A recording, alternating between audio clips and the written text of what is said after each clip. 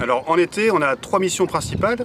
D'une part, c'est la sensibilisation avec l'accueil du public et tout un travail d'animation qui sont gérés soit par les agents permanents et saisonniers, soit par des bénévoles de la Cepenso. Donc on a une cabane d'exposition au nord et puis on a aussi des accueils postés un peu partout sur le banc pour mettre à disposition du matériel optique pour voir les oiseaux et voir tout ce qui nous entoure en gros sur ce banc d'Arguin.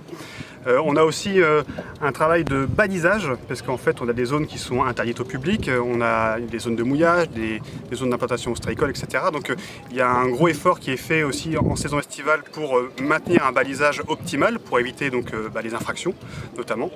Et enfin, une troisième mission qui nous prend là pour le coup beaucoup de temps, c'est la surveillance et les missions de police. On a une réglementation qui est assez spécifique sur la réserve et on a beaucoup de monde qui vient, notamment avec les journées comme aujourd'hui où il fait grand beau et la mer est plutôt belle aujourd'hui. Donc on a des pics à 300-400 bateaux, c'est un peu moins que l'an dernier malgré tout, mais on a des infractions, on a des chiens, on a des cerfs-volants, on a surtout beaucoup d'infractions à la vitesse aussi. La vitesse est limitée dans la passe sud du bassin d'Arcachon.